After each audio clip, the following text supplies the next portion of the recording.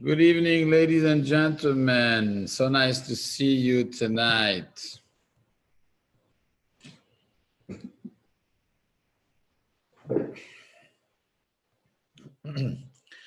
Tonight's class, Rabotai, is sponsored by Mosey Cabasso, Leilui Nishmat, his father, Chelfon ben Miriam. Teheh nafshot tzirura b'tzror ha'chaim. Thank you, Mosey. Tonight's class is also sponsored by Richard Saka in honor of his wife Karen for their wedding anniversary. May you, Richard and Karen, share many, many, many more years together with your beautiful children. You should have nachat from the family, always in simachot. Without any further ado, ladies and gentlemen, I would like to begin tonight's class. As an introduction, I would like to share with you that there are three kinds of people, and maybe a fourth one, who have been facing the new, coming back to life. Most schools already opened, most businesses already opened, most shops already opened. Last week we had a wedding, a small wedding, but we started having weddings in halls, Brit Milah. Things are coming back, Bezrat Hashem. But there are three kinds of people. Now that we're facing coming back to life, you have the ones who learned great lessons from what happened. I always believed that there would be no way that we could go back to normal. I gave a class on that. There's no going back to normal. It doesn't make any sense. What happened was a universal paralyzation of the world, a problem that every human being had, and you just cannot go back to normal as if nothing happened. It would be, in my language, called derasha levatala. This was mamash for no purpose. And hence, having high expectation of other human beings, I said it's 100%, each one is going to learn a lesson. Some people are going to learn a spiritual lesson. Some people are going to learn a family lesson. Some people are going to learn ethics in business. Some people are going to learn about helping others, because there was a lot of chesed going on. You find out about people who need help, old people who couldn't go to buy food, things like so many opportunities of changing for the better. And I still strongly believe that people will change for the better. No questions. Then you have the other opposite of the spectrum.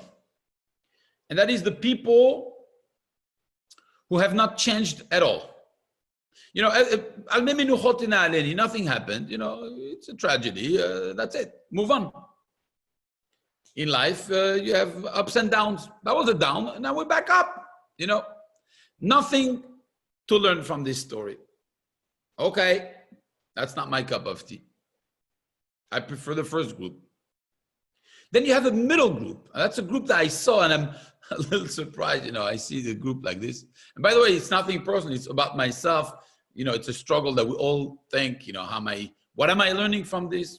We should really take a pen and paper and write something about this, So you have the ones who made decisions when schools open, they go, and then the first week they're strong, and the second week they're strong, and then, and then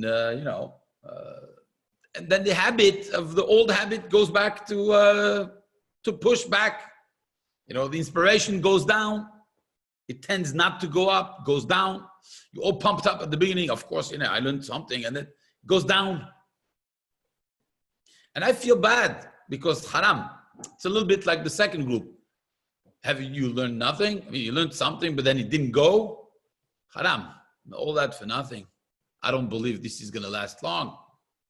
People are going to get back, they're going to think, and they're going to say, come on, there's something so big we have to learn.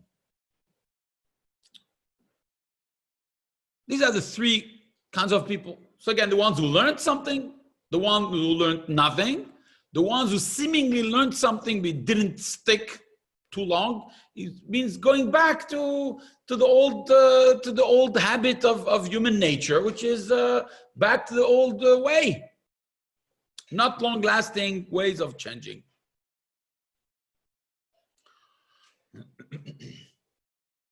But this week I discovered the fourth category. The fourth category is somebody who came to me and said, Rabbi, I love this moment. You love this moment? The world is falling apart. You like the moment? I love it. Why? No more, social compromises. No more social obligations. Oh, that's so sweet. My daughter brought me a cup of water. Thank you.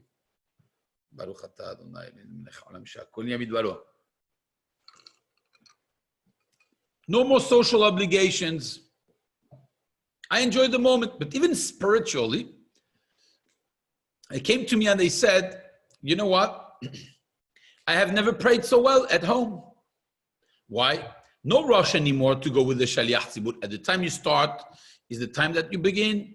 He told me, this person, from the heart, you know what? I pray now from the beginning. I never said, Patach Eliyahu Hanavi Zachur Letov. Anybody in the audience starts with Patach Eliyahu? Patach Eliyahu is like really for the crazy ones, like Yani Bekoshi, some start at Hashem Melech. Some Mahmir, they start at Hodu. Some very Mahmir, they start at the beginning of the Korbanot. And now you have the very fanatic ones, they start in Patach Eliyahu. That's, for the Mikubalim, Patach Eliyahu. I never did that. And I have time. I explore the book. I never saw that. And I go from Patach Eliyahu, Hanavi Zachur Letov ve'amar, Dibon Almim, etc. And he's reading. Tell me, I can't do that on this minyan. My spiritual experience has been a tremendous success, and I'm not thinking of going back to shul. I'm enjoying this moment, and I'm going to stay that way. Now, I'm not going to talk about, is it true, it's not true. I told the person immediately, I said, but you have to admit something else.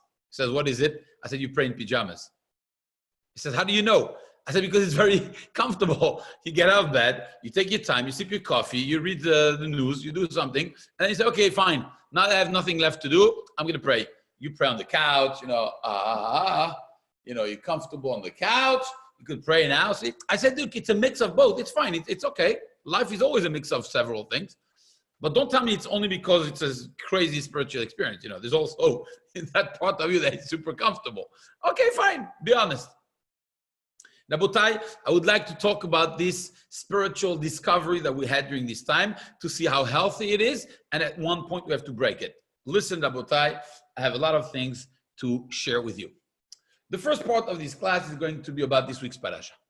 In this week's parasha, this is one of the most incredible parashiot that we do not understand at all. It doesn't make any sense, this parasha. Parashat Shelach Lecha, you all know the story, but I have to go back.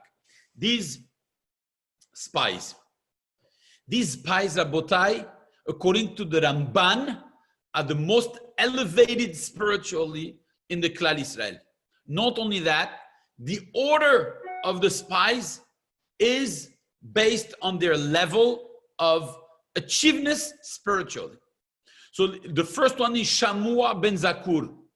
Shamua ben Zakur, if you took all the tribes, all the heads of tribes, he was the highest spiritually. That's why he's mentioned first. By the way, Yoshua bin Nun, one of the two who came back is number 5 in the list. Which means, according to the Ramban, you have 4 more who are higher than Yoshua bin Nun in level. That's who we're talking about. How is it possible that they get the privilege to go into the land of Israel when everybody is craving to go there? Rabotai, it's the first time that Jews going to the land of Israel as a nation, they're sent by the nation going to the land of Israel. What a privilege. It should have transformed them forever. It did, but in a negative way, as we all know the story. Tisha B'Av is based on this, and all the tzarot that come from this are discussed in the many Ma'amarei Chazal. And all this from 12, the Rashi Bnei Israel Hemma. These were the heads of the Klal Israel. Kulam Anashim. Anashim means that they were tzaddikim. And again, the order shows you who was more hashuv than the other. Shamua ben Zakur. Yoshua is number 5. What is going on there? Of course, one of the biggest chidushim is the Gemara that tells us that when they come back and they make a report and say, we cannot win. It's just impossible. The people on the land, they're very strong, etc. I spare you the details, but of course the famous Gemara that says, Ki atzum hu mimenu. They are stronger than us, but the Gemara says, Ki atzum hu mimenu kaviyachol, as if they were saying, they are stronger than God. God cannot win that battle. And here comes the question of $1 million. They just came out of the most crazy experience that shook the world to its core in the biggest miracles ever lived. They lived Yetziat Mitzrayim, Rabotai. That was a few months later, maybe 3 months later. They lived Yetziat Mitzrayim. They lived the 10 plagues. They heard the name of, they heard God speak to them. They saw Kiryat Yamsuf. Really? How could they come to the conclusion, God, on that one, he cannot win it? What are you talking about?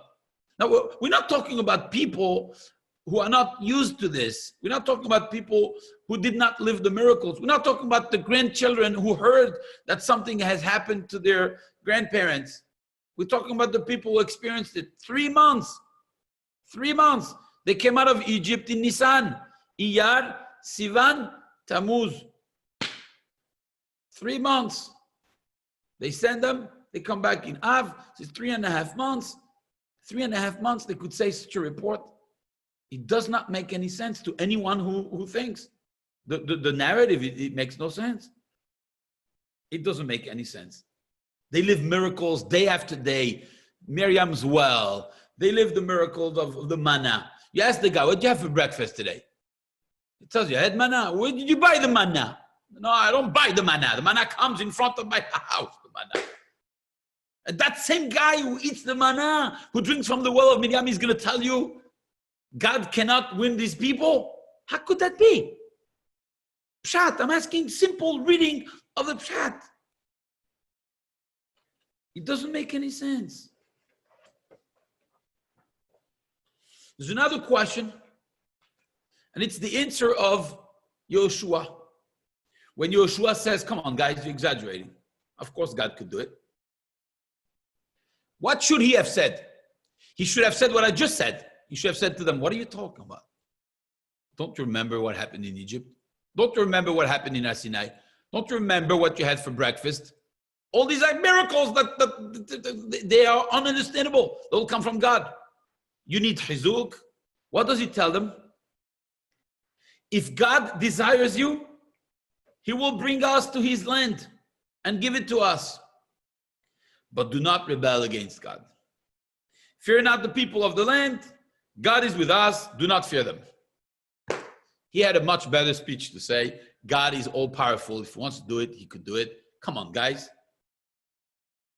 Why isn't he saying this? I would like to share with you today a pshat that could explain this story in a whole different light. And the whole different light is based on the following. Having an intimate closeness with God, when you are in a situation where they were, with all the luxury of protection that they had, is not a difficult thing to have. It's actually a very enjoyable experience. For someone who enjoys God's presence, the Shekhinah, perfect. It's mamash a honeymoon. Hashem takes care of them. He cooks for them. He bathes them. He takes all the miracles that I said. And what do they do all day long? Moshe Rabbeinu is teaching them Torah. Perfect experience of spirituality. It was actually the first and last time that Bnei Yisrael or anyone for the life, anyone could enjoy such a closeness with God. And they knew that as soon as they're crossing the Yarden and they're going into the land of Israel, they're going to lose that spiritual connection. It's over. Why? Well, very simple. They're going to need to go to war. They're going to need to be economically independent. They're going to need to do agriculture. They're going to need to spend time economically, socially, politically, everything. It's going to be a normal country. That's it. The honeymoon is over. It's time to get back to life. When you went on honeymoon, you don't want to come back. You're very happy there. Honeymoon, in a hotel, they serve you, they polish your shoes, they do everything for you. And in honeymoon, your wife is nice. So, it's a big plus. Going back to reality, and now starts reality. That's true. That's exactly what they lived. They did not want to go in for one reason. And that reason was the closeness, the tightness, the intimate relationship they have with God. It's going to be over. Over not only now, over forever. Because it's never going to be the same. This was a package. Yetziat Mitzrayim, my babies, God said, I'm taking you with me. You're getting into the land of Israel, it's over. It's a new reality. You have to live life. That's it. Come back to life. Go to work. He goes to work. She does her things. That's it. That's not reality. What do they say? We don't want to. We want to stay L'Shem Shamayim because we want the closeness with Hashem. We don't want to lose it. And that's going to be forever lost. But God gets very upset. You know why? Because that's not the purpose of the world. The purpose of the world is not to be locked in a cave in an intimate relationship with God. That's not the purpose of the world. The purpose of the world is to go out there in the world and to either bring God down to the world or for us to elevate ourselves to God, however you want to see it. But the point is the merging between Hashem and what's going on in the world, not to live in a cloud. Cloud is fantasy. They were living a fantasy, a spiritual fantasy. But they wanted to stay in that fantasy because they were losing that fantasy the second they were going into their obligations. That's for sure. So really their kavanah was not against, it was just wrong. Their kavanah, their intention was, God, we want to continue that relationship we have with you. We don't want to lose on that. And the second we're going to go into our responsibilities, we're going to lose that closeness. It's like if you have a son or a daughter, do you want them to get married? Well, yes, you do want them to get married. But you know that the day they're getting married, you're going to lose the connection with them. I mean, it's going to be a different connection. It's not the same. They're not going to sleep at home anymore. They're not going to be, you can't do the same thing. That's it. They're not single anymore. You know how wrong it would be for a father or mother to say, therefore, you're not getting married. What? That's not the point of life. What do you mean? I'm going to lose. Yes, but that's life. In life, you have to have a balance between these two. It's not only about you. And here what they want is Bnei Israel. They come and they say, we do not want to go into the land of Israel because we're going to lose that connection. But HaKadosh Baruch Hu has a bigger plan for them. You may have to take a dive. You may have to adjust yourself to new realities. It's going to take a sour turn into your life, into your spiritual connection with God. But that's the reality of life. And guess what? You know what? Today something hit me. Who wins this fight, really? Think about it. Who wins? Bnei Israel or God? I think the Meragelim, really, in a sense, they saved the Klal Israel from entering the land of Israel. Think about it. They get another 40 years of closeness with God. Think, it's crazy. It's as if you're saying, who won? They won. It's as if Kaviyachol, they won God. God said, we're going in now. They said, no, we don't want to go in. We want to stay here.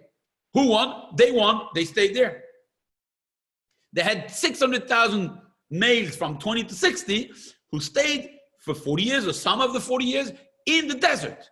And what did they do in the desert? They still had the man.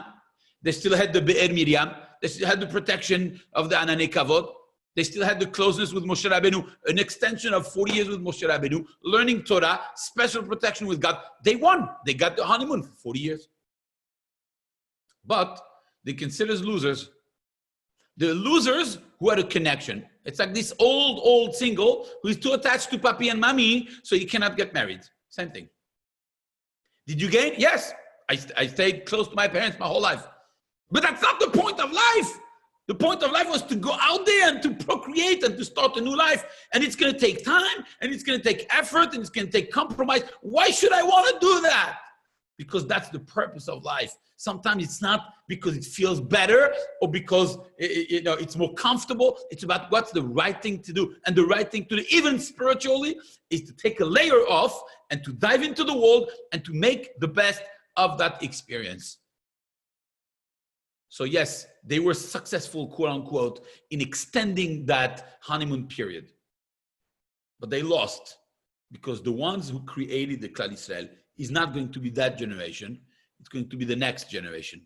They were pillars. They were the real Zionists who started going into the land of Israel for the very first time. It's not going to be that generation. It's going to be the next generation. And that's my first remark to my group of people. When a person believes that inside his house he could pray better, and inside his house his relationship with God could be much better, absolutely true. You're in a honeymoon period with God. That's no problem. Nobody could criticize you for that. It comes to a moment that that's not your task in life. The task in life is not about us being personally and by ourselves inside a house trying to serve God. The purpose of life is to share that with the world, is to open ourselves with the world. And that opens the second point. The second point is a series of experiments that I would like to share with you. To be more precise, it's 4 experiments. The number 1 test is a test that was done by 3 different psychologists from several universities together. What happened was that they randomly assigned to a group of students either sunglasses or clear glasses. And they were telling them that they were testing the reactions of a new product line, randomly given to hundreds of students. They were also in an apparently unrelated task. They were given $6 and a chance of sharing any of it with a stranger. And here comes the surprise. Those wearing clear glasses gave on average $2.71, while those wearing dark sunglasses gave an average of $1.81. So approximately $1 more, from 181 to 271. Why? Conclusion. The mere fact of wearing sunglasses, feeling unrecognized and unrecognizable, reduced generosity. You see this conclusion? You think we could function without society? That's the first experiment. People who wore sunglasses were less generous than people who wore clear glasses. That was done randomly. That's a real experiment. The second experiment is about the same, but they wanted to see if that could go even further. So what did they do? They found that students given the opportunity to cheat in a test were more likely to do so in a dimly lit room than in a brightly lit one. The more we think we could be observed, the more generous and the more moral we become. This is the conclusion of these 2 studies. By the way, today I was nice. I shared this study with my wife because she taught this year high school. And at the end of high school, they have the finals. And she caught a few students cheating because they had the same exact script in their test. The problem is that this year they had to do this by Zoom. I said, look, based on this study, it would be much more likely to cheat on Zoom than not on Zoom. And therefore, to their credit, we have to be Rahman. The rest is not my field of expertise. what to do exactly with them, that's not my problem. I just wanted to share this. Abotai, living inside like a hermit is good spiritually for a little bit of time. The difference with Bnei Israel and us is that Bnei Israel had constant miracles and closeness to God. We don't. And we stay at home, even for the right purposes. Let's say the person is not in pajamas when he prays. This is no comfort at all. It's just because of the closeness they created in my bond between God and me. Fine. I believe you. It's time to get out. Because when you are inside, you're wearing sunglasses. And we are much more likely to be less generous when we wear sunglasses than not. When the world is out there looking at us, all of a sudden we become generous. It's not a bad thing. It's just the fact. That's just the way we function. Another test. Kevin, Haley, and Dan Fassler tested students on the so-called dictator game. What is this? You are given $10 with the opportunity of sharing any or none of it with an anonymous stranger. Beforehand, and without realizing it was a part of the experiment, some of the students were briefly shown a pair of eyes as a computer screensaver. Like this. Okay, that would be scary. Like this. A pair of eyes as a computer screensaver, while others saw a different image. Right? While others saw a different image. You ready for the results? Those exposed to the eyes gave 55% more to the stranger than the others. And that was completely random. They had no idea. 55% more generous when they saw a pair of eyes in front of them. When we live inside our homes, there's no pair of eyes unless you have a wife, of course, but there's no pair of eyes that is constantly looking. When you go outside, you're part of society. That's how we function better. We can't function like hermits. Fourth test. In another study, researchers placed a coffee maker in a university hallway. Passers-by could take coffee and leave money in the box. But you had the option of not putting money in the box or to put money in the box. On some weeks, a poster with watchful eyes, again, you don't need me to do it again, you understood how it works. A poster with watchful eyes was hanging on the wall nearby. On other weeks, a picture of flowers. Ready for the results?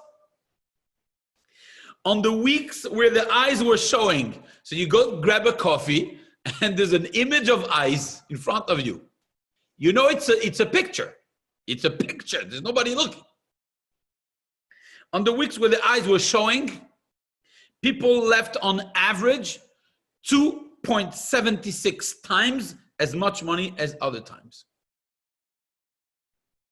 The eyes are looking. By the way, it's something incredible. You know, every time I talk about the Daf Yomi, I get very excited because the Siyum HaShas is an incredible experience. One of the biggest Kiddush Hashem that there is, you know, when they ask the policeman and the security people, etc., what impacted you? And you have several people saying different things. One talked about, you know, the Amidah being silent and how do you get 100,000 Jews to keep quiet?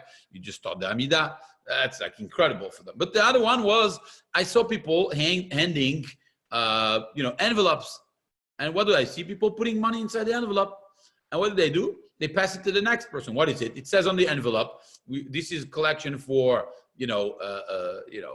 for a kala who needs to get married, put $1 and give it to the next. Last guy, please send it to this address. And Ashrei Israel, what do? They do it. Right? Imagine you're the last guy, you see this, you count how much you need, you send a check. The security people said, how do you do that? How do you do that? They say, try to do that on a Sunday when there's a ball game. pass an envelope. You know what's going to happen? One person puts $1, the next guy takes the dollar. The next one puts the $1, the next guy takes the dollar. You never make it to more than $1 in this envelope. How do you do that? How do you make it that people put dollar, and nobody takes it? In the yeshiva of Lakewood, when I studied there was books for sale or Danishes for sale. And there was a cup, a bowl open, not like the ones of the university there. There it's a box that you put it, you cannot take it back. If not, people would come and take it. There in the yeshiva, it's an open box, like a kupab, it's open. And you put the money. I remember passing by and I saw the goyim. There was somebody, a janitor working there. He says, this is unbelievable. How is it that nobody takes the money? Now I knew that the janitor was looking at it. So if it was missing money, you knew it was the janitor. But they were talking about like Kiddush Hashem. Anyways, that was a side point. Rabotai, you see these experiments, and I have more experiments, but I'm not going to share anymore. Experiments that subconsciously the person, when he's in society, behaves better. So in our spiritual pursuit, number one, we have to understand that it's not the purpose of the world is not to be at home becoming a better person. That's good for a little bit of time. Fine, we got a time of meditation. But the purpose of the world is to go and dive into the world, and sometimes it comes with a cost. That's okay. We have tough skin. We have to do that. But the second point is also that staying inside without society, eventually, it's going to go down. It's not going to stay up. Yes, Patach Eliyahu, the first few times it's going to work. But afterwards, I guarantee you that Patach Eliyahu is going down the drain, and Hodu also, and the Allelukas also. It's not a lasting solution for a human being, because we are meant and we are made with a different fiber. And the more we are exposed to other people, the better it is. That's how we function in society. And the Chachamim knew that from the beginning when they said, you need a minyan. You need to be mingling with people. We need that because we perform better when we do that. That's just human nature. And it's proven by these researchers who did these kinds of studies. And even more so in Klal Israel. In Klal Israel, we are made of a different fiber. I would like to share with you a story, and then a remez, and then a conclusion. The story first. This is a story that happened in Israel. There's a man called Ariel Eldad. Mr. Eldad has a very specific job. In order to understand his job, let's try to mentalize like a high school student in Israel. In this country, when you're a high school student, during the last year, 12th grade, you're thinking already, I'm going to graduate. I would like to do something. Many people take what we call a gap year. The gap year, they either go to yeshiva in Israel, or some girls go to seminary locally in Israel, or they just decide to go to college, or they decide to do something, they start life. Well, that's very fortunate for our children, but in Eretz Israel, they have a different reality. Because in Israel, when they finish high school, they have to enlist for 3 years in the IDF. And while some people are very enthusiastic and very Zionistic in their heart, there's some boys and girls who are not as enthusiastic. When it's time to enlist, they need a little chizuk. They need a little push. Rabotai, 3 years. 3 years, it's a long time. And it's not only the time, Rabotai, you know that. It's the danger that is involved. It's the sacrifice that is there. It's so many people who are going to come back with scars, both mental and physical, if they come back. It's very tough, very difficult. So the task of this person, hired by the Israeli government, Ariel Eldad, what's his job? His job is like a mentor, a guide, a leader who talks to the high school students throughout the country. I'm sure there are more than one, but he goes throughout the country and he's going to talk to these young 17, 18-year-old boys and girls to try to explain to them that, what a pride it is to be part of the army, and how important it is, and the connection with the 1948, 1963, etc. So in one of his experiences, he went to a particular group of kids. He starts from the beginning of 12th grade. He starts forging a relationship with those kids. And there's a particular class that's giving him a hard time. Really rebellious. They're not interested in doing that. Every time he talks about, the inspiration of Zionism and what a privilege it is, the Jewish people and the this and the history and the Tanakh and, every angle that he was trying to take, it did not work. But part of his plan is to take them on trips. He takes them to the different borders of Israel. And he takes them to some places that were crucial.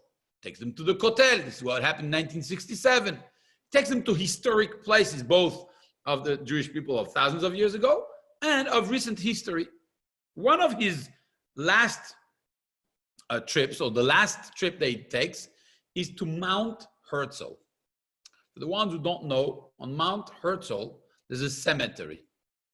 And the cemetery of Mount Herzl is the IDF cemetery. It's an army cemetery. He takes them around, he shows them the tombstones, and he says, look, these are the thousands of soldiers who perished for us to be here in security. And you're given the privilege and the honor to be fighting for your brothers in Israel and for yourselves and for your families. And again, he's a professional. He tries to guide them and he makes a connection with them. He takes them to the different sections of the cemetery, of the different wars. It's by sections. When they get to the earliest one, 1948, there's a particular tombstone that he likes to share with everyone. On that tombstone, like any other tombstone, he would say the date. Unfortunately, the date usually is young men and women, when they were born, when they died. He would say when it happened, on what battlefield it happened, and what platoon they were a part of. And usually, there's a name. On one of these tombstones, like many countries, they have the unknown soldier. You have one by the Arc de Triomphe in Paris with a flame in the bottom. You have one in Washington. You have one in Israel. There's no flame, but it's that tombstone. And it says there, instead of the name, it says one word, Almoni. Almoni or Ploni means anonymous. And he turns to the kids and he says, I have to tell you the story of this person. One of the kids says, why did it say anonymous? Didn't he have a name? So, well, he did not have a name. Didn't he have a tag? They always have a tag with the name, with the number, etc. No name, no number, no nothing. Why, sir? And you have this Ariel Eldad who tells them a story. This is a story of a young man who came from Europe, who escaped the Holocaust.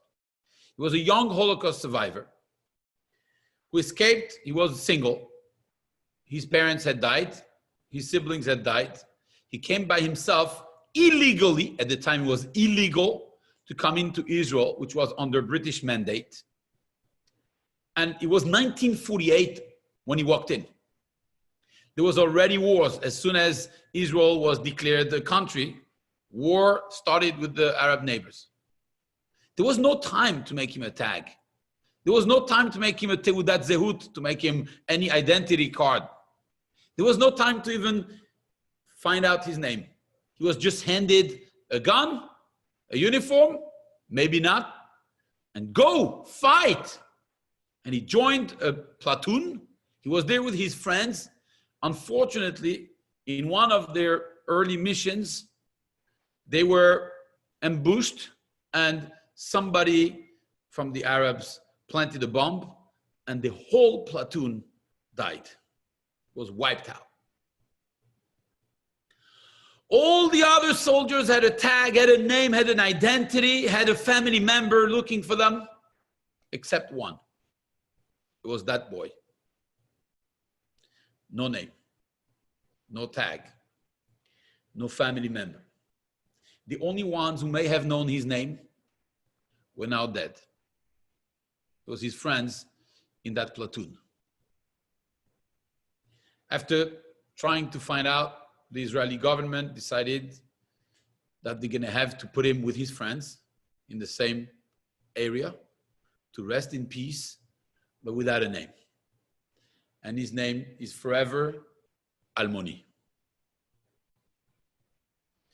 That was Makebe Patish. The kids were impressed. They changed completely the whole behavior after seeing this. And of course, they all enlisted.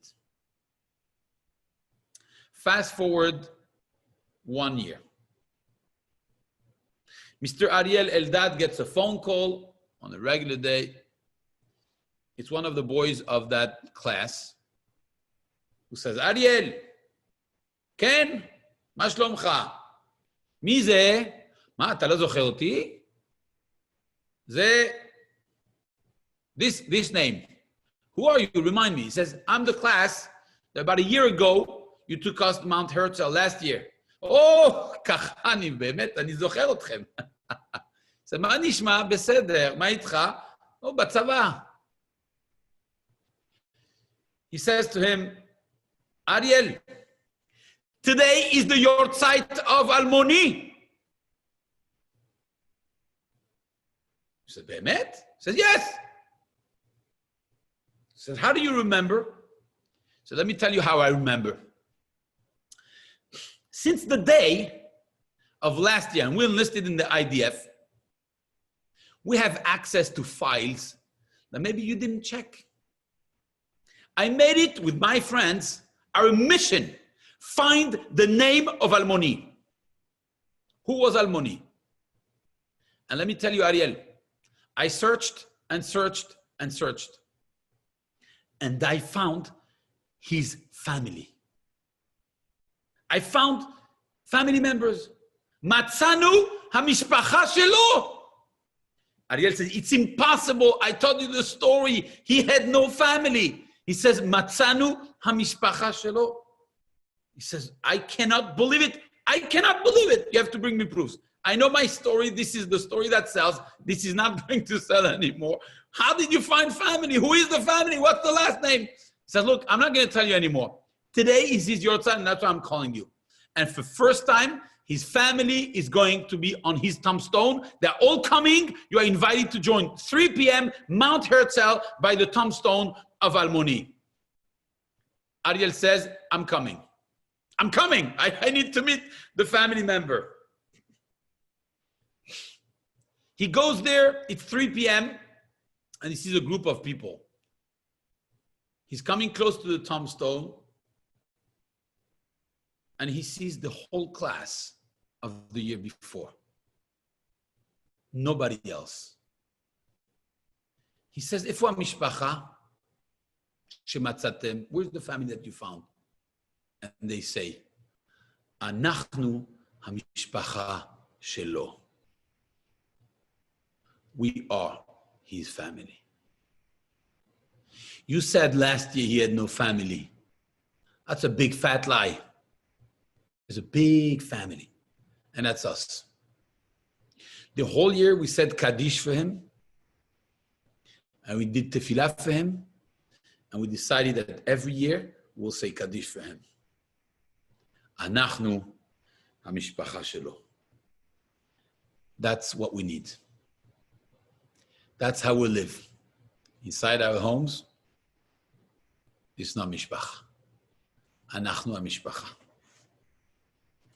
Now the remes. When you write the Sefer Torah, you look for the best sofer, right? Race for the best sofer. There are two best that you always look for, the best cardiologist and the best sofer. Best cardiologist, after a certain age, you all have the best. That's what you believe. Jews only get the best cardiologist and also get the best rabbi sometimes. Depends if you're in Florida or not, whatever. But the best sofer, the one, best sofer. It's a Sefer Torah. It's some mystical thing that you want the best. Fine. There's one chumrah. It's a very interesting chumrah, and I'll discuss it with you in a minute. The way you write a letter in the Sefer Torah, of course, we read from right to left. That's known. The word is formed from letters from right to left. But, and here comes the secret, the way you write the letter is from left to right. If you know how to write Hebrew, Each letter is written from left to right.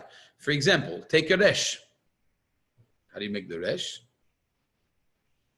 I have to turn around like this. Should I use this as a... My wife is doing... You do from left to right. How do you write the sheen? Tak, tak, tak, tak. You start from the left. You write the pe like this, the chaf like this, the lamed like... Every letter, you start from the left. When it comes to read, you read from the right. Why is that? And there's another very peculiar thing in the Jewish language, and that is that there is no one-letter word.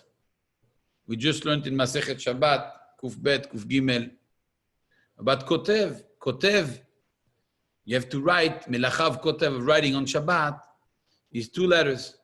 1 letter, you're not over. Why? Because in Hebrew, there's no such a thing as a word with 1 letter. It means nothing. 1 letter means nothing. Rabotai,